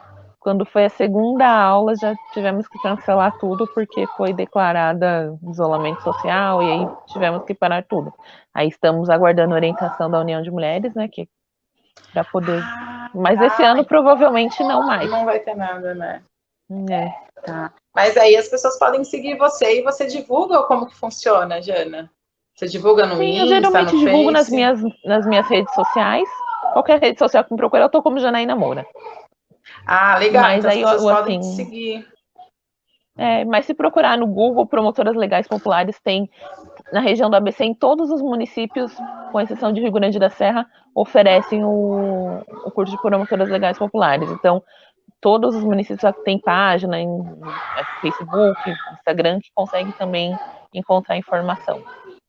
Ô, Jana, me desculpa, eu falei que eu não sabia se você sabia, porque eu não sabia que você era coordenadora lá, eu achei que você tinha participado do curso, e tá bom? Pessoal, por isso que eu falei, Jana, eu não sei e tal. Não quero ser má interpreta. Tá, você entendeu, né, Jana? Porque eu não sabia que você era coordenadora. A mulher é foda. Vamos pro próximo. Jorge Moraes, gostaria de questionar acerca da codependência intrínseca na relação do abuso. O Jorge Moraes, ele quer questionar essa relação, né? Que é essa dependência da mulher, e aí com o agressor. E aí, acho que é importante isso da SOLD, que a gente está falando de violência de gênero, então, para além da violência do homem e da mulher, mas a violência por ser mulher, né? E aí pode ser com outros gêneros. E aí, meninas, o que vocês têm para acrescentar a respeito da codependência intrínseca? Olha, eu posso falar, trazer aqui um exemplo de uma pessoa estudada, advogada, uma mulher incrível, e que ela ficou 1 ano e meio numa relação extremamente de abuso e de violência, né? Então, assim, não era uma mulher qualquer, né? Era uma mulher que tinha conhecimento, mas ela foi se envolvendo na relação de uma forma tão perversa por parte da pessoa, porque, assim, o abusador, o violentador, ele é sedutor, né? Ele faz, depois ele vem, ele pede desculpas, ele te traz um doce, ele te traz uma flor, eu não vou fazer mais. E a mulher, muitas vezes, ela se deixa realmente levar, porque ela está envolvida emocionalmente. Nesse caso, era emocionalmente, não era financeiro. Né? E a gente não pode jogar fora o que a gente traz também. A gente se apaixona, gente. Né? A gente ama. Né? E a gente se envolve, a gente se deixa levar. Ela só veio perceber, olha que coisa, ela só veio perceber depois de 1 ano e meio, que ela estava numa relação de muito abuso, quando ela percebeu que ela não conseguia mais visitar a mãe, quando ele matou a cachorrinha dela, e quando a outra cachorrinha dela teve 12 ossinhos quebrados, e quando a cachorrinha dela escutava ele caminhar, a cachorrinha se urinava. Então, era uma mulher estudada, advogada, né? E ela tinha uma relação tão afetiva com ele que ela não percebia que ela já tinha entrado num processo de uma codependência emocional com ele. Eu vou culpá-la? Nunca. Nunca. Essa mulher sofreu para sair de tudo isso. Ela é minha amiga, eu a conheço, né? Ela sofreu para sair disso. Não foi fácil ela se despertar disso, né? Então, essa relação de abuso, eu não culpo, nunca vou culpar uma mulher. Né? Porque nós temos uma outra situação que, assim, a mulher depende financeiramente do homem. Depende de tudo. Ele foi seduzindo ela largou o emprego. Né? Ou ela, muitas vezes, põe todo o salário dela na conta bancária dele e ele que administra, porque ele sabe administrar melhor. Ele cuida melhor da casa. Né? E essa mulher, porque assim, a Jana me corrige se eu estiver errada, tá, Jana? Porque antes do primeiro tapa, tem a violência emocional, tem a violência psicológica, né? O homem, ele vai acabando com essa mulher, ele vai colocando essa mulher numa situação de inferior, né? Oh, mulher, você não sabe o que você fala. Nossa, você fez essa janta ruim de novo. Nossa, mas o seu cabelo tá feio. Então, ele vai colocando, ele vai rebaixando ela numa forma que ela vai acreditando que ela é daquela forma mesmo, porque ele não fala um dia, ele fala todos os dias. E quando ela reage, aí ele, oh, meu amor, desculpa, mas sabe, é que lá no serviço foi tão pesado hoje, o meu chefe foi tão chato, nossa, me perdoa, mas eu estou com as contas na cabeça para pagar, né? Eu não... Então, ele vai achando formas para se livrar e colocando toda a culpa nela. Né? Então, é o cachorro que latiu e ele ficou perturbado. Olha, me desculpa, mas assim, eu passei no bar, eu tomei uma pinguinha, eu não sabia o que eu estava fazendo. Tá? Então, você vai, tem uma noite de amor muito boa com ela, ele a envolve. É como se, eu posso estar errada, gente, tudo bem? Eu não sou dona da razão, tudo bem? Até porque eu estou falando, Jana, você me corrige se eu estiver errada, Edmene me corrige, outras pessoas, mas é como se fosse um grande vampiro, ele suga a energia dessa mulher. E ele devolve energia na medida que ele precisa ter ela como a sua presa. Né? Então, essa codependência, ela já faz parte da violência e a mulher não percebe. A mulher não percebeu que ela entrou nesse jogo. Né? Você me desculpa, querida, ontem eu fui meio grosso com você, tá aqui, olha, eu trouxe o brigadeiro que você gosta tanto, né? Puxa, tadinho, coitado dele, ontem ele estava mal, gente, o patrão dele pegou no pé dele o dia inteiro, né? Fazer o quê, judiação? Né? Então, assim, nós temos que prestar atenção nisso. E aí que entra o feminismo, aí que entra a luta pela mulher, que aí nós temos que falar com essa mulher, e também com um certo cuidado, para não violentá-la mais ainda, para não culpabilizá-la, para ela não se sentir culpada que ela está se deixando a esse sentido, porque ela vai falar, nossa, mas olha, a Jana me falou isso, a Sol me falou isso, nossa, realmente eu não sou nada, né, porque quem que eu sou? Então eu também tenho que tomar cuidado para não violentá-la mais, né, ter algo que nós precisamos ter, que é a escuta. Nós fomos educados a aprender a falar a primeira palavra, né? Quem é que não tomava água na concha, né, que a avó dava para a gente aprender a falar? Mas quando é que nos ensinaram a escutar o outro, a ter essa escuta? Né? Uma escuta apurada, uma escuta que eu vou me colocando no lugar do outro, que eu vou tendo Tem um livro que chama Dor do Outro, não sei se vocês já leram, né? E é exatamente isso. Como eu consigo enxergar no outro a dor dele, sentir essa dor e acolhê-lo da maneira como eu gostaria de ser acolhida. E que muitas vezes é só escutar. Eu não quero que ninguém me fale nada, eu só quero falar, e eu quero que alguém escute, porque às vezes eu falando, eu escutando a minha voz, eu consigo achar as próprias respostas que eu necessito. Então, essa questão da cerca da codependência, eu vejo que ela existe, mas eu não posso culpabilizar a mulher. Existe uma sedução. O homem que violenta, ele é sedutor. Ele sabe ser sedutor. Ele sabe usar as palavras. Né? Ele sabe olhar. Ele sabe como fazer aquela mulher entrar na onda dele. Essa minha amiga disse, depois de 1 ano e meio, eu percebi quem eu era e o que ele tinha me transformado. Mas eu não conseguia entender, eu me achava, como ela disse assim, o cocô da mosca existe, mas não perturba ninguém. Mas era assim que ela se sentia. Né? Então, o que eu vejo, eu acho que os homens precisam se observar e ver que neste jogo que ele faz, muitas vezes, com a sua companheira, como ele está usando a masculinidade tóxica, como ele está seduzindo ela e como ele está sendo perverso, porque nós sabemos, depois que a gente sai de uma relação abusiva, o que foi isso? O homem que precisa tomar consciência desse abuso que ele comete conosco. Né? A gente não precisa que eles nos elogiem 24 horas.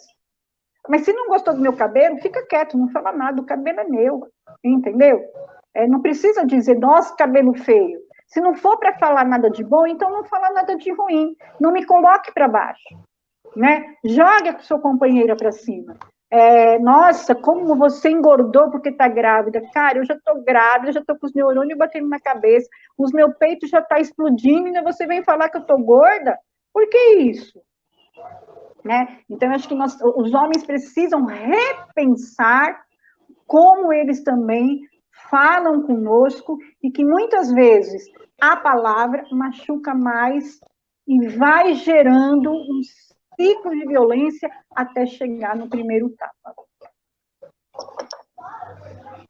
Acho que a única coisa que eu tenho para complementar da fala da Sol é que a questão emocional, né? A questão emocional dessa mulher precisa ser acompanhada, né?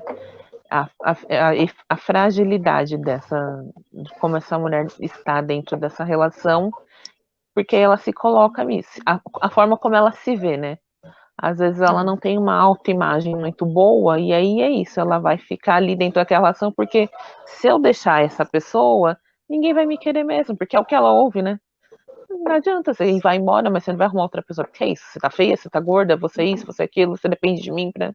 Então, ninguém vai se interessar, não sou interessante o suficiente, e aí ela vai né, eu acho que o autocuidado da mulher vai ficando, né? A gente percebe que a mulher numa situação de violência, ela perde essa questão do autocuidado, né? Então, sim, é importante também observar isso nas mulheres, que às vezes aparentemente, não, mas meu relacionamento é maravilhoso, mas você vai percebendo que ela não é a mesma pessoa de algum tempo atrás, né? E aí ela vai se mantendo numa relação, porque é isso, é o homem da vida dela, né? O parceiro que ela ama, o pai dos filhos. E aí vai se mantendo na relação e fica nessa relação, né? Na dependência. Acho que a dependência financeira é difícil. Sim, é difícil, né? Porque a questão, eu conheço mulheres que sofrem microviolências e não percebem, né? Que é isso, porque às vezes a violência não é tão escancarada, né? E aí, mas não tô tão feliz nessa relação. Então, por que você não vai embora? Porque que o meu filho vai comer se eu deixar esse cara? Exatamente. E é uma mulher que tem autonomia para, né, tem um preparo para enfrentar o mercado de trabalho. Mas e se eu resolver enfrentar o mercado de trabalho e não conseguir emprego? Mas tem preparo para isso, mas ela não consegue nem se ver tentando enfrentar o mercado de trabalho para deixar esse companheiro que sustenta ela. Então ele vai privando ela de pequenas coisas, não uma, né, a gente, é o que eu falei anteriormente, né, não são violências assim escancaradas, são violências sutis às vezes, que a mulher não se percebe e fica na dependência desse companheiro por várias coisas, né, às vezes emocional, às vezes financeira, mas vai ficando na dependência.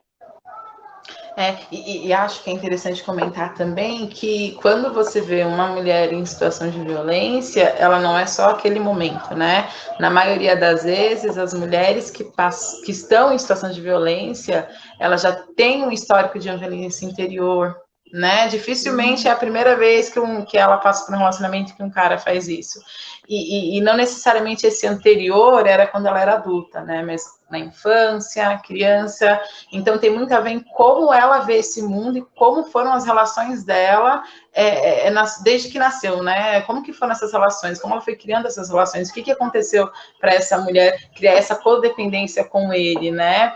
Como que se deu isso? Então é sempre importante olhar a pessoa, né? Lembrando que ela não é aquilo, ela tem um todo. E aí isso que vocês já falaram mesmo de emocional, de fazer acompanhamento emocional, como é importante, né, a psicologia estar nos serviços, por exemplo, né, psicologia, assistência social, se complementando, né, dentro dos serviços de acolhimento, dentro dos serviços, dentro das políticas públicas, para conseguir auxiliar, porque é isso, né, é a mulher ali com as suas necessidades naquele momento, mas que ela tem toda uma trajetória, toda uma história, e que não é de um dia para o outro, né, Sim. Nunca é de um dia para o outro, é um processo dolorido.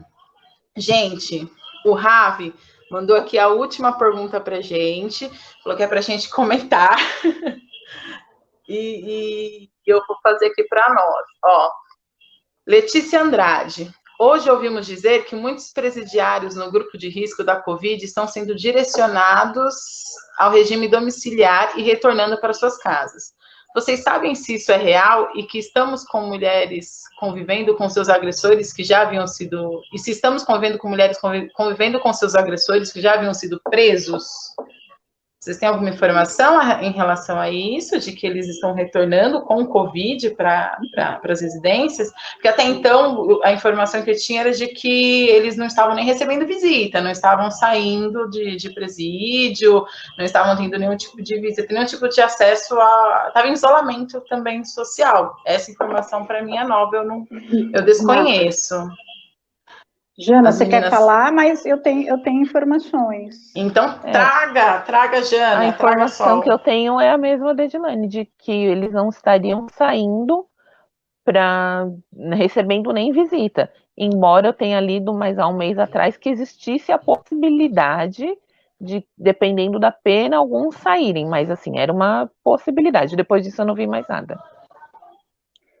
Gente, eu posso dizer para vocês com toda certeza que o sistema carcerário está um caos. Nós temos celas com homens com tuberculose, com Covid, junto com jovens que ainda não têm o sintoma. Nós já temos presos já em óbito, funcionários do sistema carcerário já em óbito, né? Como eu disse, eu trabalho dentro de um órgão que é dos direitos humanos. Semana passada, quando eu abri o e-mail, eu tinha mais de 50 e-mails de mães desesperadas para ter notícias dos seus filhos, pedindo para que o SEDEX, que é o jumbo, né, que pudesse o jumbo chegar, que saísse de 10 quilos e fosse para 12 quilos, para que elas pudessem mandar mais máscaras, porque não estavam chegando. No nosso sistema carcerário, a água é fechada às 5 horas da tarde, quem tomou banho tomou, quem não tomou, paciência.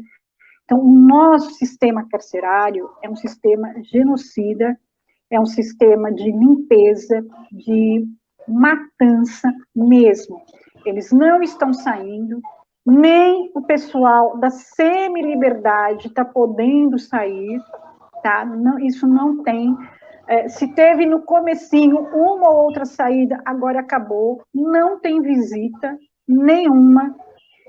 Mesmo advogados, para conversar, tem que falar no parlatório, e são coisas rápidas. Então, assim, nós que somos os direitos humanos, nós não estamos podendo adentrar no sistema penitenciário, nem a pastoral carcerária, nem a Amparar, que é uma associação que cuida da questão dos presidiários, nada, né? Nós tivemos um jovem que estava no CPD de Mauá, depois de 15 dias que a mãe dele descobriu que ele havia sido transferido para o CPD de Franco da Rocha, até então ela não sabia. Então, assim, todo mundo que está no sistema carcerário está por algum motivo. Mas nós não podemos, enquanto direitos humanos, olhar para o sistema carcerário e pensar que ainda bem que eles estão lá e ainda bem que eles vão morrer, né? Até porque, se nós pararmos para pensar que quando um diretor, um agente de saúde, um assistente social, ela vai para o sistema carcerário trabalhar, ela também fica presa lá o dia inteiro, né? Então, assim, o nosso sistema carcerário, ele é cruel, ele é triste.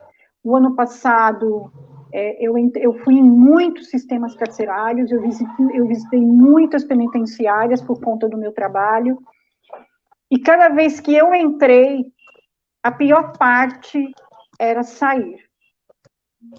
Era olhar para aquele preso de cabeça baixa, com as mãos para trás, com algema, eu podendo ir para a rua e ele voltando para a cela dele com 20, 30, 40 homens. Então, assim, isso é uma falácia, eles não estão saindo, tá?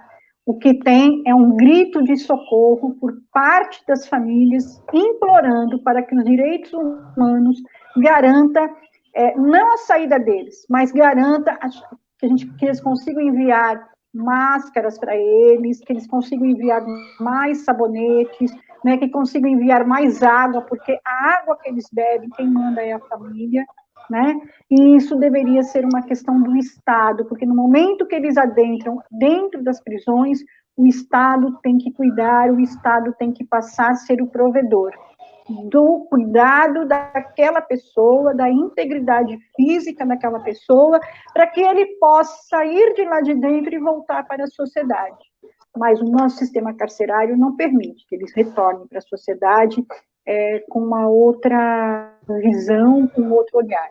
Muito pelo contrário, né? Eu acho que se eu estivesse lá, eu só pensaria realmente de voltar e me vingar dessa sociedade que me jogou lá dentro e que não me deu oportunidades. Então, esse menino que eu falei que saiu de Mauá e foi para Franco da Rocha, ele é um garoto que nós conseguimos provar que não era ele que estava lá na hora do assalto, mas ele é um menino de favela e quem fez a acusação era uma mulher de muito dinheiro. Então, nós também temos pessoas que estão lá dentro do sistema carcerário, que ainda nem foram julgados, e nós temos, sim, pessoas inocentes que depois viram notícia de Globo, notícia de jornal, que mais um inocente saiu da cadeia, né, porque ele foi enganado por conta da mechinha no cabelo, porque ele era preto, e preto é todo mundo igual, né, então é preto, vamos prender mesmo. Então, assim, não tem isso. Então, que bom que veio essa pergunta para nós podermos desmistificar isso,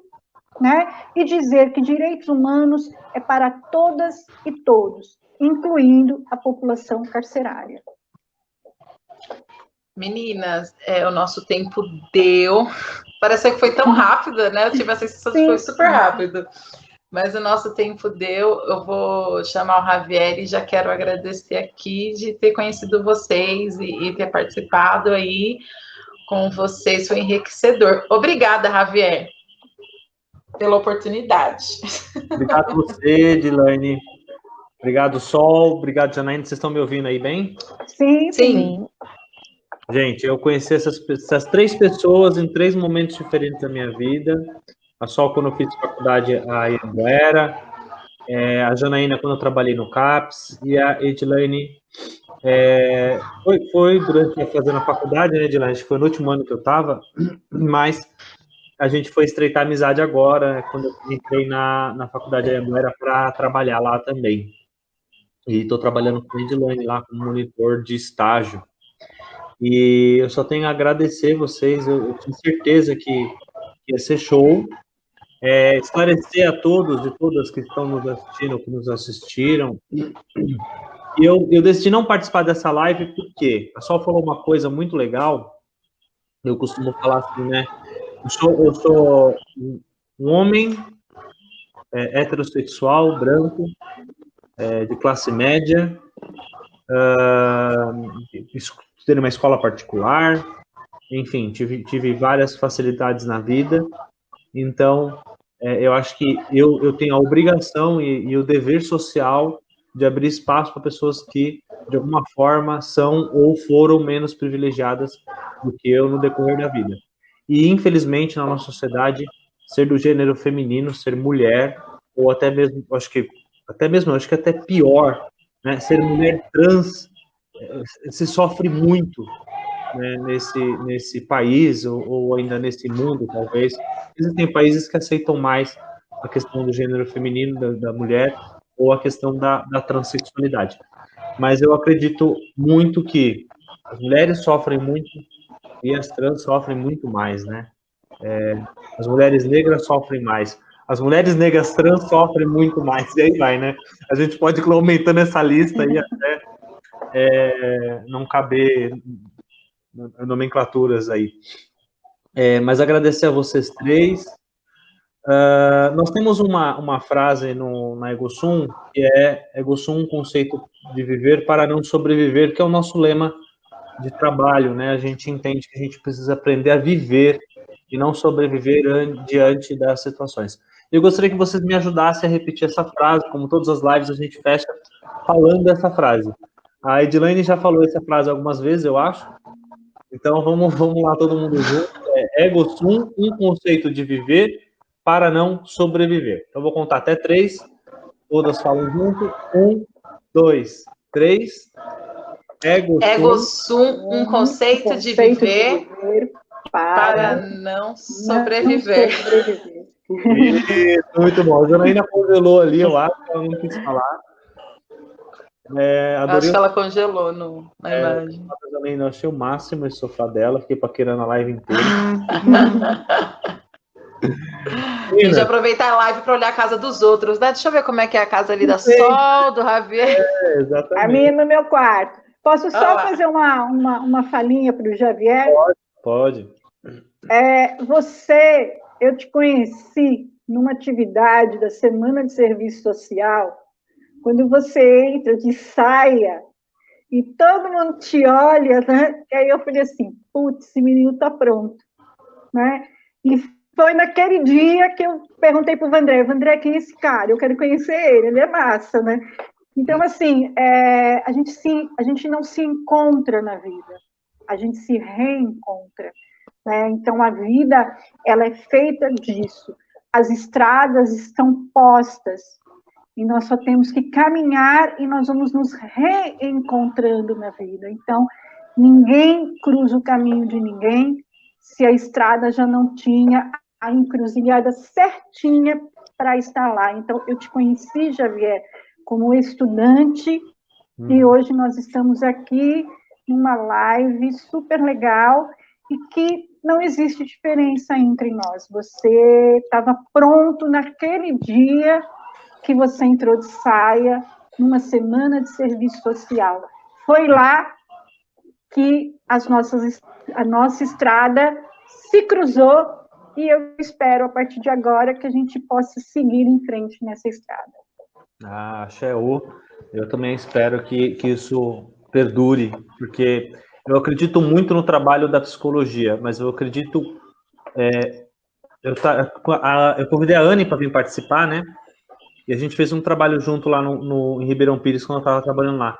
Eu falei isso para ela, eu falei assim, eu acredito muito no trabalho da psicologia, mas eu acho que antes do indivíduo chegar para a gente, adoecido, ele passa por um processo social. E nesse processo social, quem está ali do lado dele é o assistente social. Então, eu acho a profissão de vocês extremamente louvável e rica, assim. Então, espero muito que a gente possa se encontrar, assim, se reencontrar várias vezes durante a vida, tanto a Sol quanto a Janaína, que me ensinou muito. Eu ficava tendo aulas com a Janaína lá na Porque, gente, Aprendemos um com o outro. mas é que assim, eu sempre falo isso, a gente é uma sociedade patriarcal, então o nosso discurso ele é machista. Eu cresci com tudo que vocês comentaram, do tipo, menino joga bola, menino não brinca de boneca, né, aquelas coisas. Eu cresci ouvindo isso, entendeu? Por mais que minha mãe é pedagoga, meu pai é um cara para frente, eu cresci ouvindo isso, né? Então, eu acho que é inevitável a gente também se colocar na posição de aprender com os outros, né? Meninas, eu vou fechar a Sol e a Janaína aqui. Não precisam sair do programa, porque a gente pode se despedir depois de eu terminar a live. Eu quero lembrar a todos, semana que vem, dia 12, não haverá live, nem aqui, nem no Instagram, porque é dia dos namorados. Então, vamos aproveitar o dia para não ficar na internet e o seu parceiro ou parceira afetivo, né? Se não tiver... como eu tenho a oportunidade de ter minha esposa aqui em casa, né? Se não tiver como ter a pessoa em casa, aí você faz uma videochamada com ele ou com ela, né? Então, semana que vem não tem live. Na outra semana, dia 19, eu estou fechando a live já com a professora Laura. Você deve lembrar só da Laura. A Edilene lembra da Laura também. Nós vamos falar sobre também o mundo social pós-pandemia. E nós vamos falar sobre o confrontamento da teoria do Freud com o livro do Bauman, né? A sociedade pós-moderna, tá? Então, dia 19, estamos fechando essa live, ainda não fechamos, mas até lá, até semana que vem a gente fecha. Tá bom, Posso fazer um convite de live para quem está ouvindo? Então, amanhã, à 13h, pelo meu Instagram, solmassari2020, nós vamos estar fazendo uma live com a Dulce Xavier, e ela vai vir falar sobre a história de luta e resistência das mulheres do ABC. Legal, muito bom. Mas a Júlia ficou bem feliz aqui, acho que ela vai querer assistir. Amanhã, 13h, eu acho que eu vou atender, mas se eu não for atender, se eu não for atender, com certeza eu vou assistir. Meninas, obrigado. Deixa eu fechar a Sol aqui. Opa, não fechei, eu ampliei ela. Fechar Sol, fechar a Janaína rapidinho, não precisa sair daí vocês. Edilene, muitíssimo obrigado, minha mediadora. Ai, tô emocionadíssima. Que chique que nós estamos. Peraí que eu fiz cocôzinho. Agora sim. Tá bom, Edilene, obrigado. Eu que agradeço, Ravi, pela experiência, em me forçar um pouco a fazer isso. Foi muito bom. Você está com atendimento online também? Sim. Está fazendo atendimento plantão online. Uma consulta marcada, né?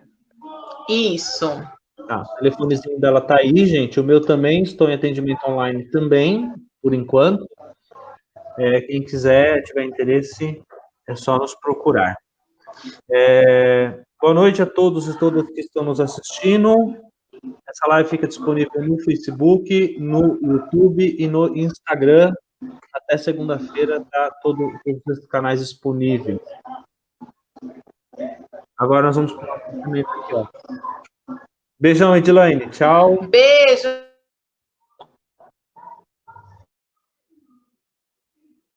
Ego sum, conceito de viver para não sobreviver. Obrigado a todos e todas e tchau, tchau.